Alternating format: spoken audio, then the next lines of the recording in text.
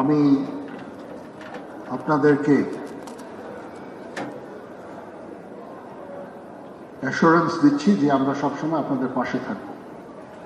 আজকে এই ইফতার আয়োজন এবং আপনাদের যে আর্থিক সহায়তা ভবিষ্যতে দেওয়া হবে, আজকেও কিছু কিছু করে আমরা দিব। এর উদ্দেশ্য একটাই, এটার জন্য এই যে আমাদের বিজনেস এন্টারপ্রেনার ব্যাংকার্সরা তারাও এখানে উপস্থিত হয়েছেন, তাদের অর্থে তাদের আর্থিক সাহায্যে আমরা এটা করছি।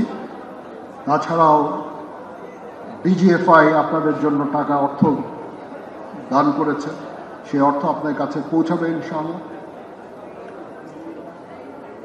এসএসএফ স্পেশাল সিকিউরিটি ফোর্স টাকা দিয়েছেন এবং এই সমস্ত ব্যাংকাররা টাকা দিয়েছেন। আমরা সেনাবাহিনীর তরফ থেকে টাকা খরচ করছি।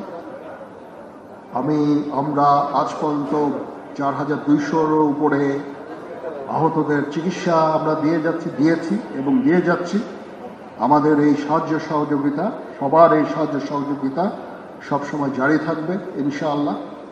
আমরা চেষ্টা করব আপনাদের একটা রিহ্যাবিলিটেশনের জন্য, সেদিকেই ইনশাআল্লাহ আমরা চেষ্টা করে যাব এবং এই আর্থিক সাহায্য সহযোগিতা সবসময় আপনাদের প্রতি আমাদের জারি থাকবে ইনশাআল্লাহ।